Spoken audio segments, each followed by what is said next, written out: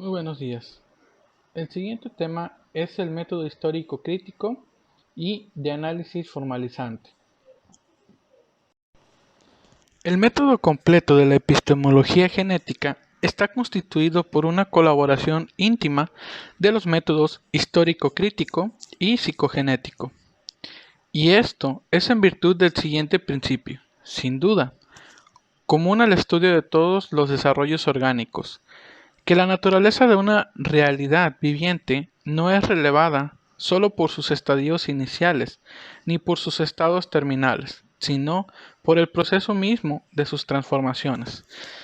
Como hemos estado viendo en esta asignatura, todos los sucesos, desde la concepción hasta el último desarrollo que nosotros logramos tener durante la vida, son de suma importancia para poder tratar de comprender y prever las conductas humanas. Asimismo, recordemos que dentro de las teorías de Piaget nos hace mención de diferentes estadios que suceden durante la infancia del individuo. Estos llevan una gran connotación para el desenlace del desarrollo humano.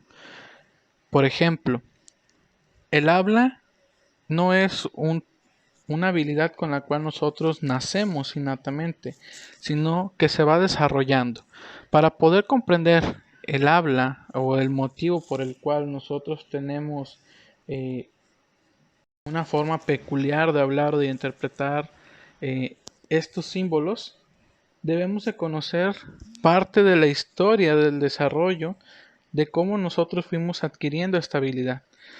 Si recordamos bien, en una de las clases que tuvimos aún en la institución, estábamos viendo que dependiendo de la cultura es el comportamiento o la forma comportamental de la persona. Si nosotros queremos intentar comprender el comportamiento o la ideología de una persona, debemos de hacer una línea del tiempo y ver de dónde proviene, qué cultura, qué ideología tiene la familia, creencia religiosa, política e inclusive indagar un poco en la economía familiar. Asimismo, en el ámbito de la salud siempre es importante indagar si dentro de la estructura familiar del individuo se ha presentado alguna sintomatología de alguna enfermedad que pudiera ser relevante para el desarrollo de la persona, como por ejemplo la diabetes, entre otras enfermedades que pueden llegar a ser hereditarias.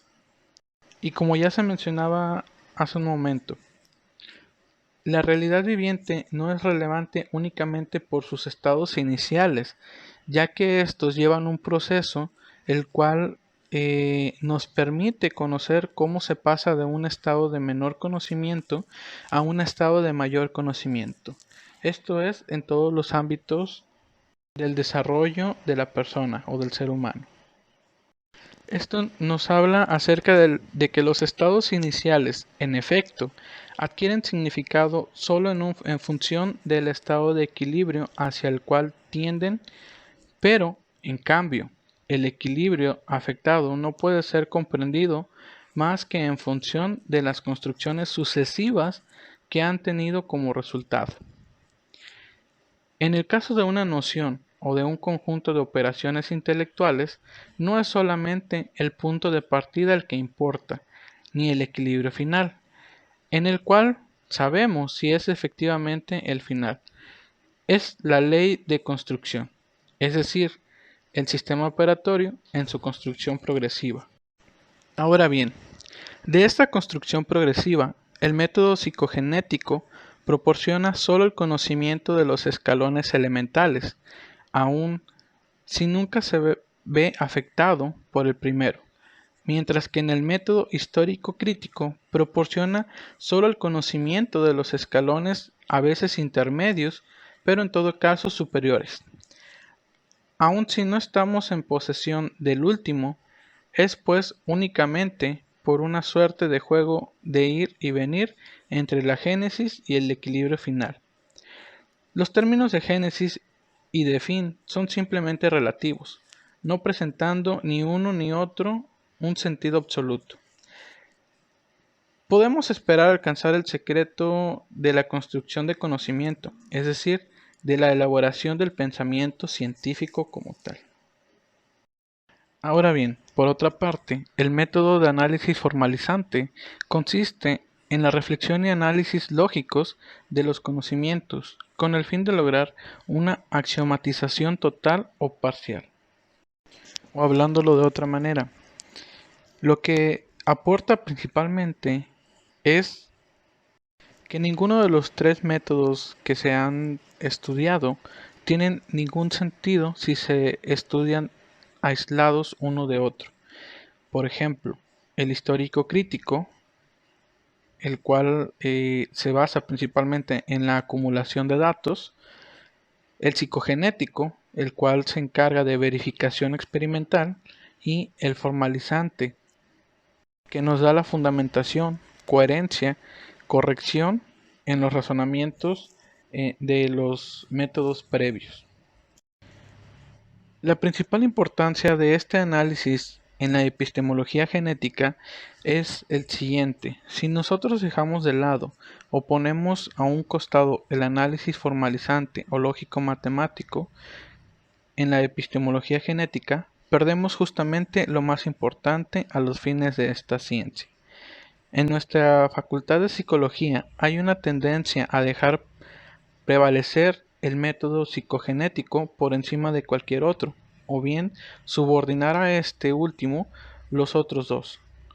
Con esto no hacemos otra cosa más que transformar la epistemología genética en una mera psicología, o, en el mejor de los casos, hacer que la epistemología genética sea una simple genética más. Por ejemplo, lo que nosotros esperamos de una ciencia es algo más que la sola acumulación de saberes aislados.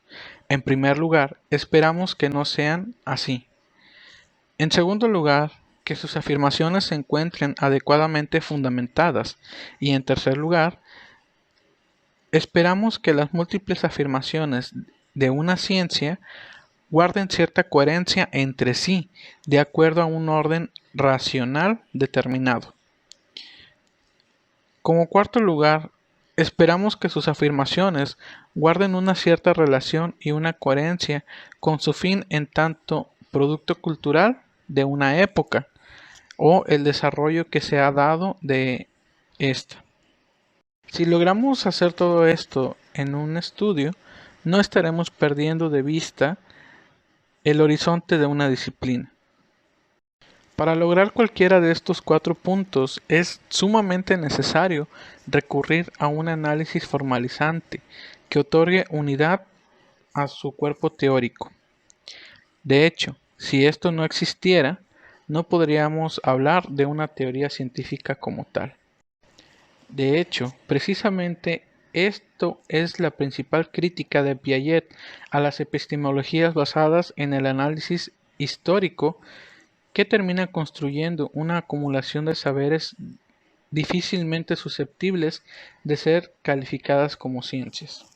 Recordemos que anteriormente únicamente se hacían hipótesis sin llegar a la comprobación de ellas, ya que los científicos únicamente creaban teorías con relación a las diferentes maneras en cómo los seres humanos se desarrollaban.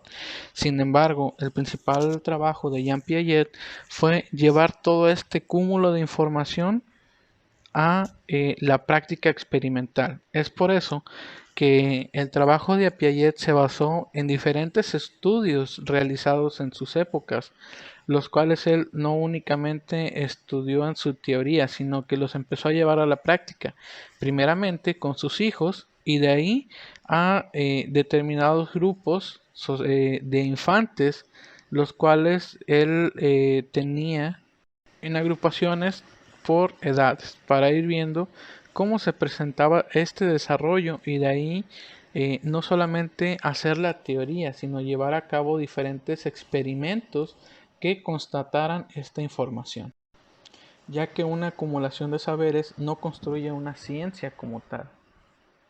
La acumulación de datos que el método psicogenético permite capturar, o en el otro plano el histórico crítico, de acuerdo a cierta lógica o razón, no construiría más que una historia comparada de las estructuras cognitivas que poco pueden aportar a una epistemología, sino supusiera ya en sí mismo la existencia de ciertos principios generales de fundamentación.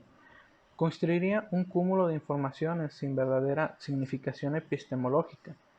Poco tendría que aportar a una teoría de la ciencia la descripción acerca de que en determinado momento aparece un razonamiento preconceptual, luego un razonamiento intuitivo y finalmente, en un paso, a las operaciones concretas y la irreversibilidad.